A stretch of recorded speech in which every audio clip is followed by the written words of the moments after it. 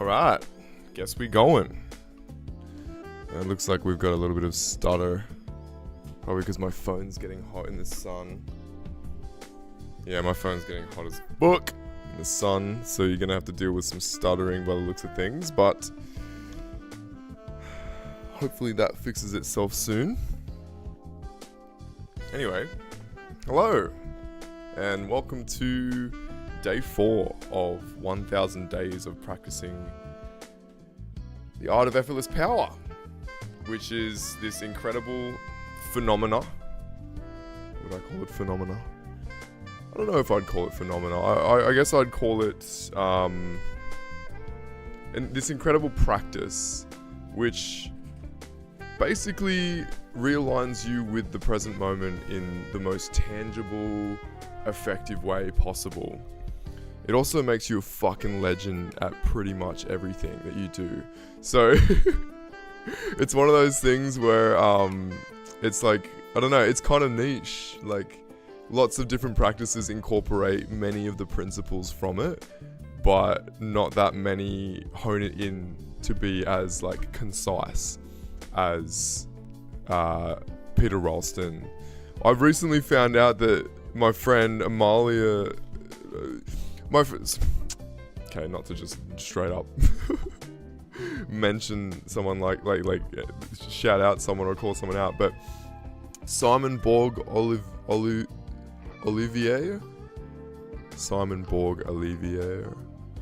I think that's how you say it.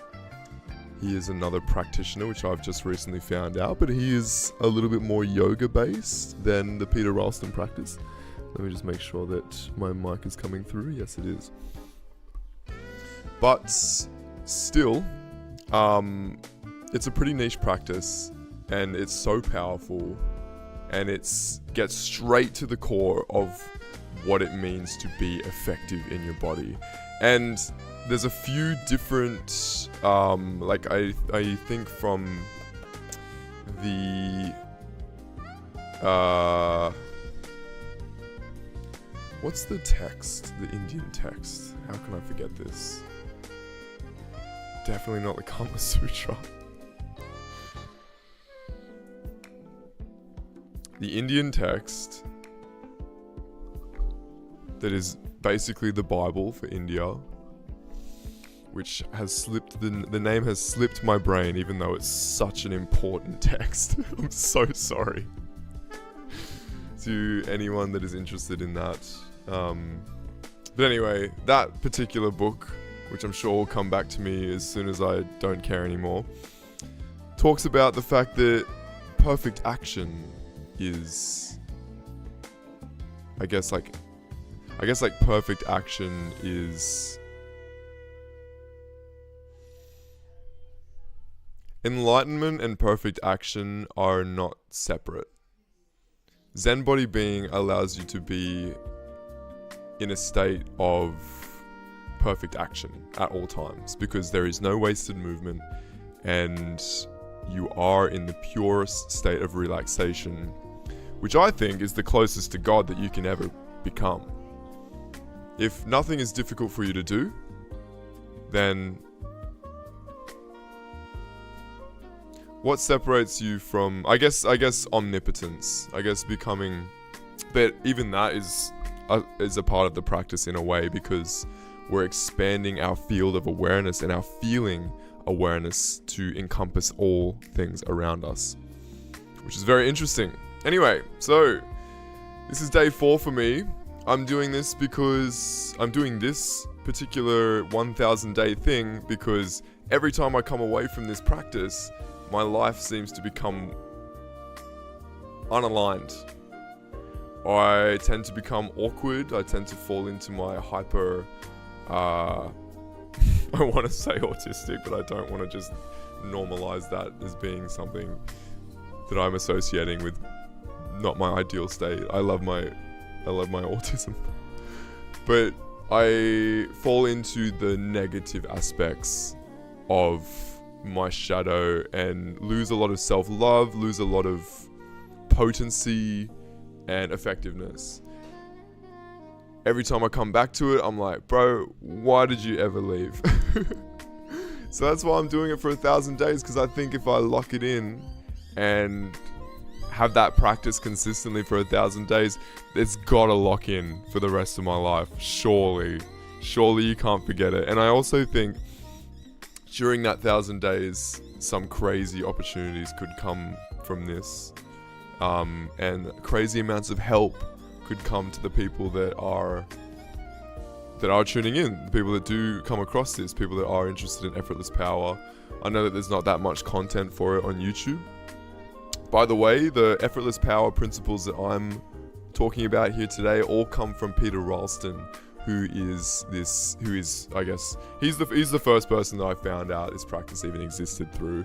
So yeah, look at his shit. I'm doing it from Zen Body Being, which is his book about Zen Body Being, which covers all of these different things. He has multiple other books. He also has a YouTube channel.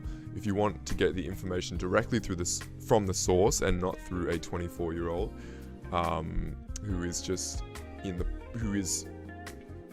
beginning this practice, Peter Ralston has done it his whole life. So if you want that direct information, highly recommend you check out his channel. But if you're a young little bing bong, or if you enjoy getting it through me and my incredible bravado, then stick around. Today we're focusing on joint stacking exercise, finding true balance. In other words, body alignment. We're going to briefly cover it because I am doing this for 1,000 days, which means that I have to make this super accessible for myself. And I do have a bit to do today. I have to work on, I get to work on my video game. I get to work on my van to move into it. Also, I'm making a video game, so if you haven't seen that yet, go and check it out. It's called Mozentum, because of course it is. So, yes, it will be a nice, concise video for you. You can follow along. I've got some exercises here and a little bit of contemplation stuff. So let's just crack in. I've been talking for a while now.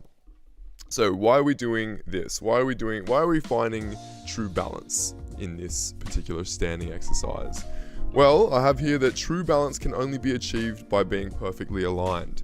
Now, it's true. Often, we will stand on our own 2 feet and be constantly shifting the weight from one side to another. Like, even if I do it right now, is it going to cut my head out? Yes, it's going to cut my head out. Let me move it back. Hopefully. Okay. Well, anyway, you can just look at my body. Often, actually, I can just angle the camera down. What am I saying? I'll show you my feet, because I'm sure you all want to see my disgusting hippie feet. Alright, so whenever we stand, often we will stand probably something like, I don't know, I've seen lots of variations. Some people stand perfectly straight, some people stand like this because they've got fucked hips, some people stand probably like this, like, I don't know. Anyway, besides the point, whenever we're standing in our common way of being in Western society, I guess I would say, we don't have a focus on finding true balance. Most often, we are standing on the ends of our toe, on the ends of our feet towards the front, and most of our weight sits there, which puts a lot of pressure on the knees. It puts a lot of unnecessary strain in areas that just don't need it. Even if we do balance across our foot, okay, balancing our weight across our foot, sinking more into our heels, even if we do that, it's definitely more optimal, but we often find ourselves shifting our weight from one side to another, like this. I don't know if you can see it, it's quite subtle. It's a constant rebalancing to find true balance while standing. And these things lead us to being in states of misalignment, I think is the best way for me to put it. And it's a very subtle thing, which may not seem to be very important, may not seem to, it probably doesn't affect many people that much. But it might affect them more than they think. Because being unbalanced and being slightly unstable like that, constantly trying to refine balance, creates that exact same phenomena, that exact same thing in the external circumstances that you're facing. So if I'm doing that, if I'm standing and I'm, trying to pick something up, for example, or I'm trying to do some complex agile task with my hands, and I'm constantly shifting my weight across my feet from one side to another, it's probably going to make what I'm doing similar. If I'm trying to thread a needle, I might find that trying to get it through the hole, I keep missing. I keep going left and to the side, or if I'm trying to play guitar, or if I'm playing guitar, or doing something complex with my fingers, typing, you might just make a lot more mistakes because you're slightly misaligned. And what that misalignment does is create an internal state of misalignment, which then creates the external state of misalignment. It really makes sense when you ponder it. So, why is this important? Because of that slight misalignment causing everything else to be slightly misaligned too. So, anyway, it goes into a deeper, it's kind of like the initiation point for us to go deeper into body alignment. It's a very simple exercise. It's a very, very simple thing to do, to understand. But it does take practice, and I think it does take physical practice. It's one of those things that you can't just hear and be like, oh, yeah, I get it now. You've got to truly embody the practice. So anyway, I'll leave it to you. If you can't do it right now, if you're working or if you're driving or whatever, it's completely fine.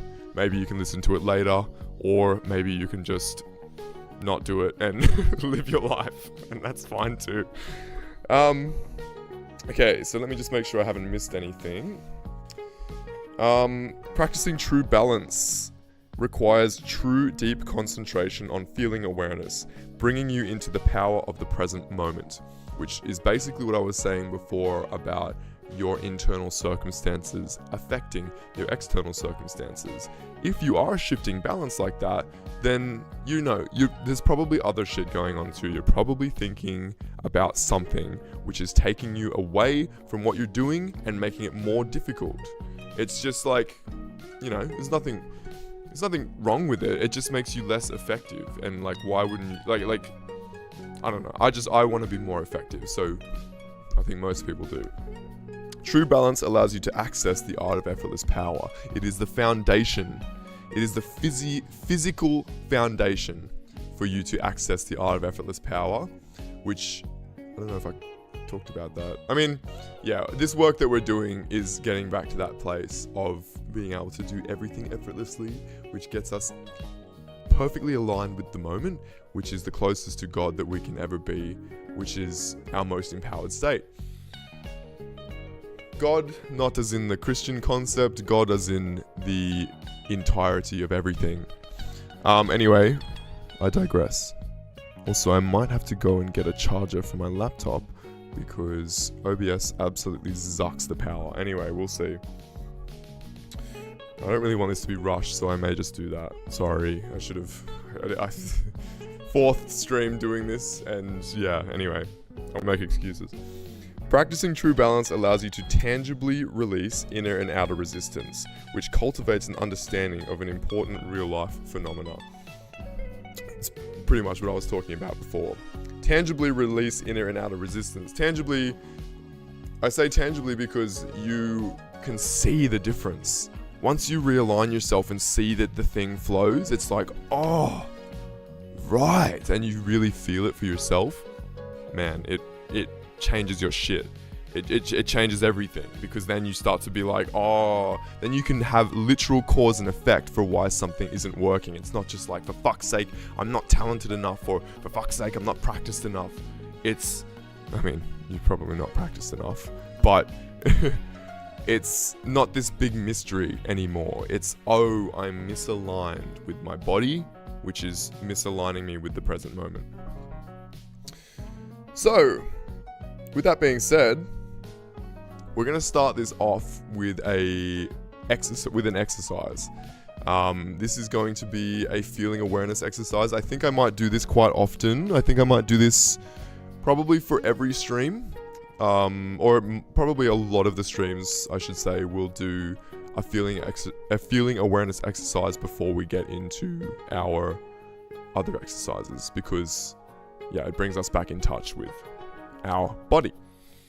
So if you have the space, follow along. It's not like an exercise. It's nothing.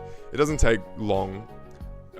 It's not difficult in any way. It's just like, it's a bit of fun, and honestly, it just feels good. So, and it's really cool because, you can start to generate different superpowers with this. I swear to God, if you bear with me, you'll start to see that you can generate different states of awareness, which is basically the same thing as creating Nen from Hunter x Hunter, or creating chi energy. Any of the energies that you've seen in any of your favorite anime. I reckon it all comes from this feeling awareness, cultivation, and feeling state generation.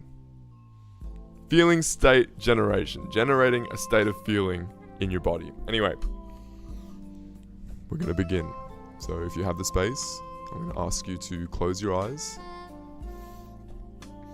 Starting with your feet, I want you to feel exactly how they feel. Just become aware of the fact that there is feeling in your feet. There's a little guy. There's a little dude in your body, and that's you.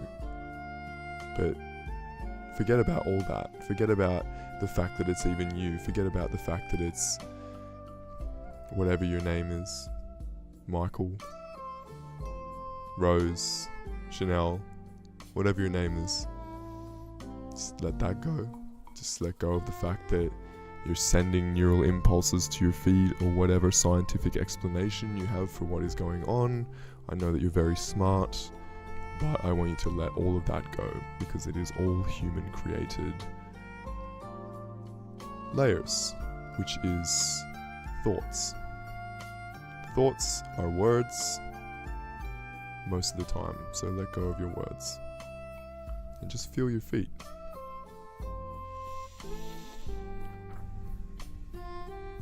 Once you can feel your feet, make sure you're comfortable, by the way. Forgot to mention the fact that you should either be sitting or laying down for this. Once you can feel your feet, I want you to try to feel your ankles. Make sure you can feel the top of your feet. Try and feel into the sinew and the bones. Imagine that there's blood flowing through your feet. And bring the flow up into your ankles. Remember not to judge it. If there's pain or anything like that, that's okay. Just see it for what it is. Bring it up into your calf. Following up your calf, you're tracing up into your knees. Feel all around the knee, all around the leg. Make sure you can feel your shin bone too. Encompass all of that in the light of your awareness, in the light of your internal vision while your eyes are closed. Wrap yourself in a blanket of fullness, of embodiment.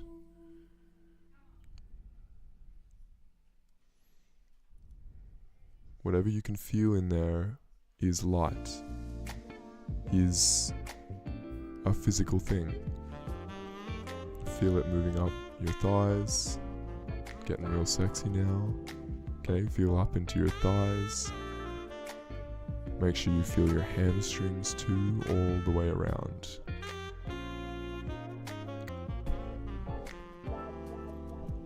Feeling without judging. You're going to move this up into your hips, Make sure you feel all around into your glutes, up into your lower back. See if you can feel your spine go all the way up into the back of your head and continue down into the bottom of your butt. Or I guess the top of your butt. Feel your core. Is there any tension in there? If there is, it's just more feeling, so that's okay. Chest. Below the chest, feel your sternum in the center. Follow up your sternum into your neck. Make sure you encompass it all the way around, like you're wrapping yourself in a nice jacket or scarf with your imagination, with your feeling. It's not imagination, it is feeling. You are feeling that, it is real. And I want you to move this up into your face. Feel all of the things in your face. I know that I tend to have a lot of jaw tension. Just become aware of it. You don't necessarily have to let it go. If you want to let it go, that's cool too. Feel your ears, feel your eyes, feel your forehead, your nose, your cheeks, your lips. See if there's any tension in your mouth. Are you trying to hold your mouth together because you want to look good? I know I do that a lot. I want my jaw to be tight and taut, but it's okay right now. We can let that go. Follow the awareness up into your crown, all over your top of your head where your hair is. Try and feel, don't even try and feel, but feel the follicles of your hair. Feel the origins of each strand of hair. You can't exactly feel all of them, that's okay. Just go for it. Okay. Sit in this state of full body awareness. Try and feel it all at once. Don't try, just do it. You can do it.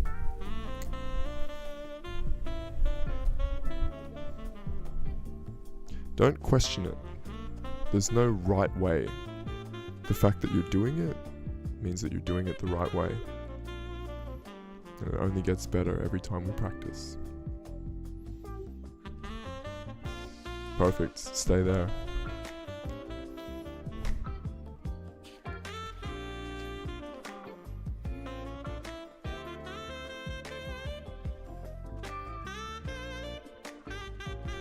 Alright, now that you can feel everything, I want you to tense your whole being. I want you to tense all of it. From the feet to the toes, to the legs, to the knees. Tense it all. Push out. Push. Don't give yourself a hernia, but push. Feel it. Feel the tension created in your face, in your head, in your neck, in your back, in your arms. Push out. Feel the tension and then release it.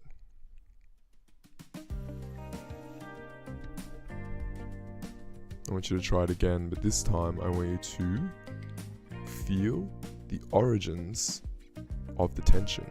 I want you to, as you do it, question, how the fuck am I creating tension right now? How does my body know to just do this? And do not answer that question, but ask it. And ask it with curiosity, and true curiosity. Maybe it's not just all the scientific stuff that you have put together. Maybe it's not just your brain firing off synapses. Maybe it is, but we don't want to know right now. We just want to question.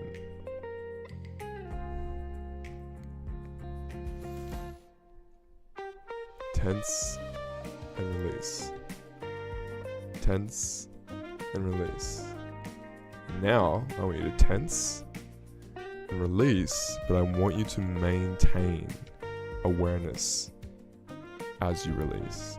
It's easy to release and just completely let go, and I find that if I do that completely, it actually causes me to become vacant. So I want you to keep your awareness in those parts as you release.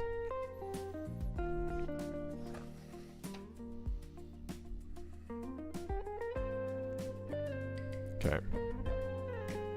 You can sit in this space for a second. I'm just going to go and get my power box so I can plug my laptop in and keep this going. Won't be long. Don't necessarily have to tense and release, but I do want you to ponder the origins of your feeling. Ponder how, on a deep level, behind all of the human stuff, ponder how the intelligence that created you, even through millions of years of evolution or whatever, ponder how something could become so intelligent as to immediately send responses directly from your thoughts to create the movement that is creating the tension. Why can I let myself tense and release on a deep level, not on the scientific?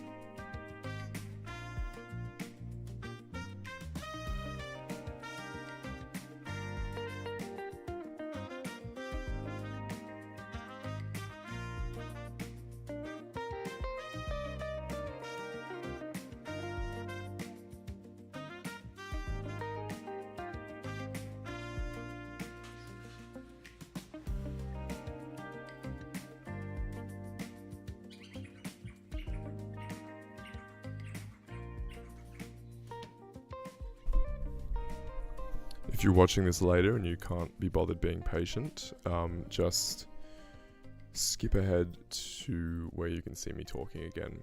Sorry about this, it won't happen again. Probably will though.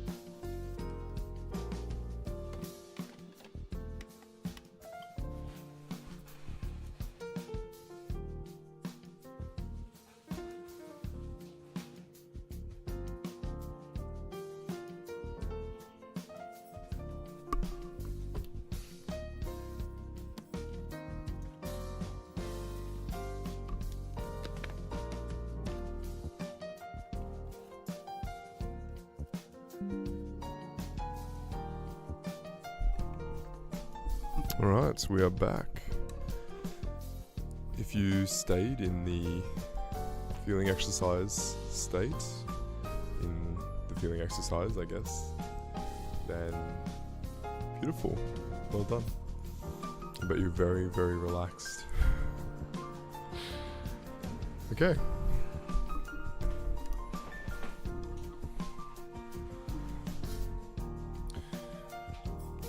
So, if you did go into a very relaxed state, if you did keep practicing the exercise, then maybe you went very, very deep.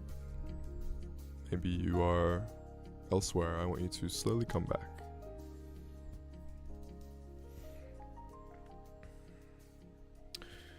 So, we're gonna do another thing now while we're on this train, and we're going to stand.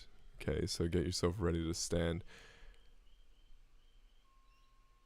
If you're laying down, sit up for me and just come to a position of rest while you're sitting, okay?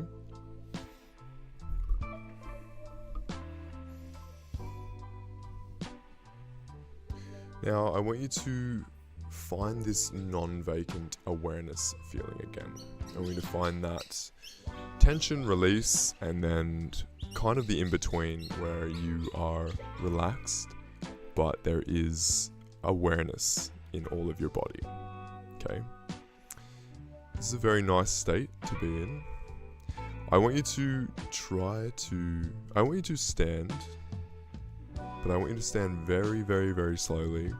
And as you do so, I want you to feel all of the different aspects of your body coming together to make you stand. Okay, let's try it now. So maintain that feeling. Maintain that feeling awareness in you of relaxation. See if you can keep it the whole time as you stand.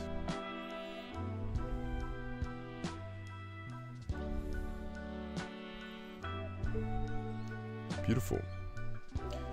Come back down.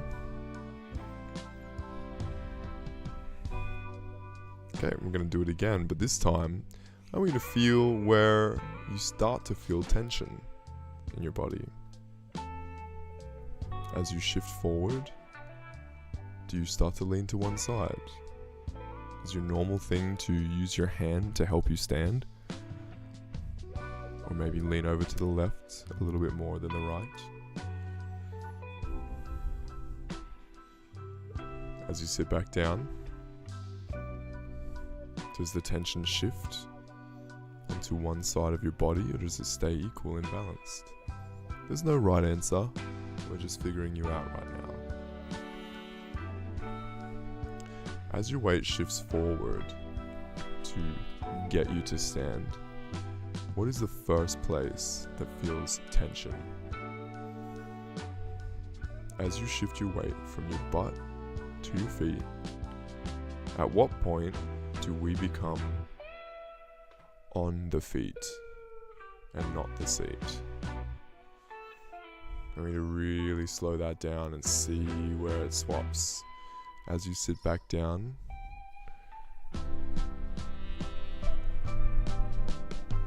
is there a point where you feel lots of tension before you sit down as you go so slowly?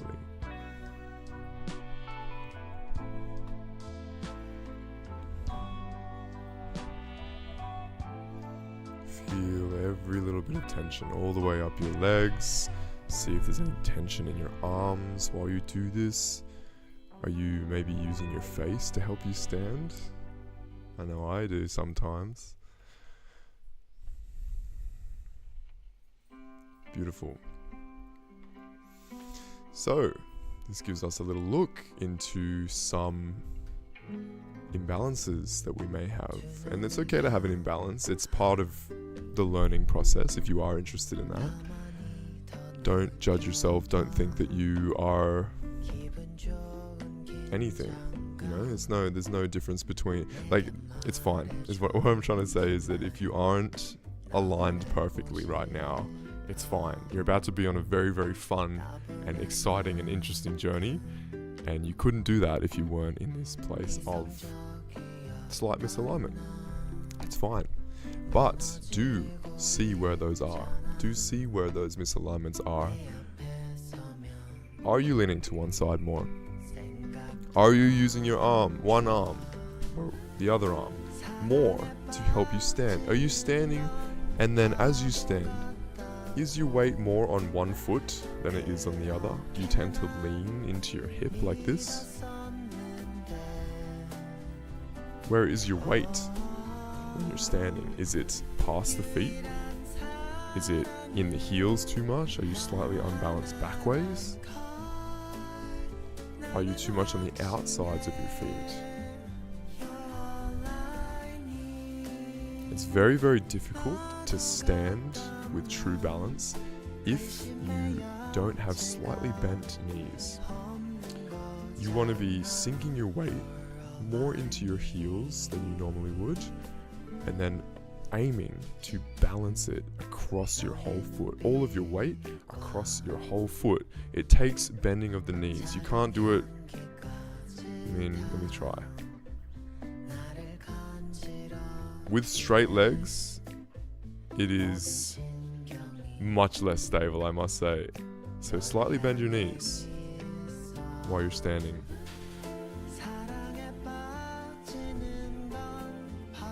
Actually, wait, we're gonna do this in a second. First I want to talk about some stuff.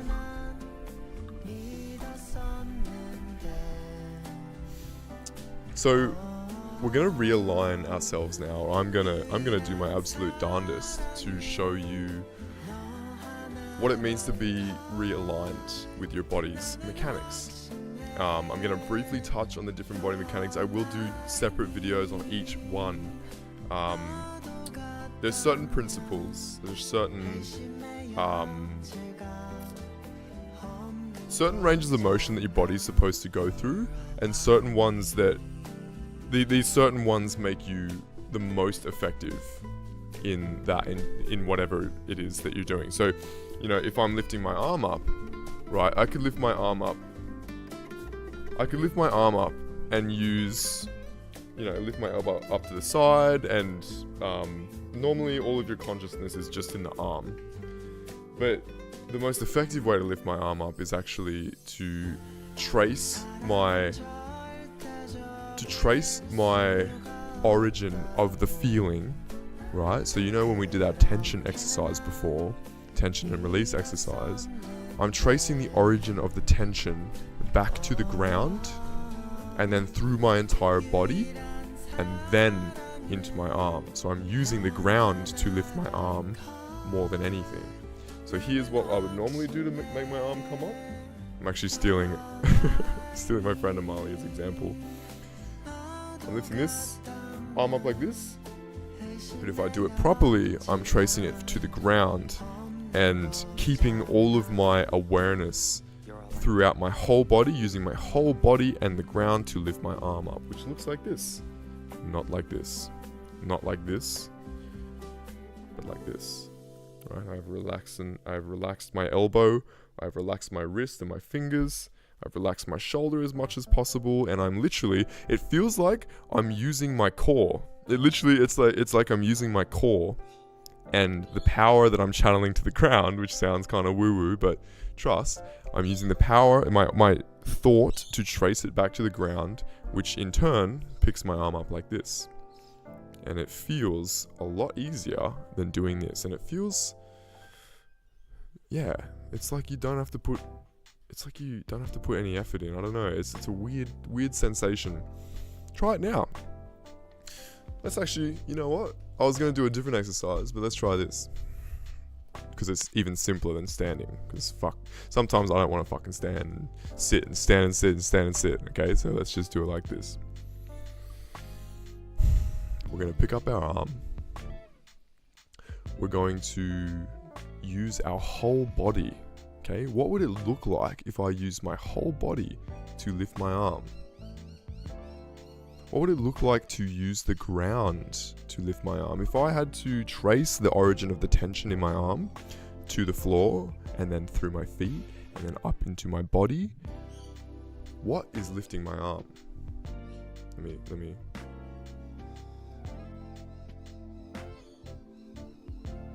It's like I'm tracing it back. I could use, you know, my bicep, I could use my forearm and everything to lift it up like this.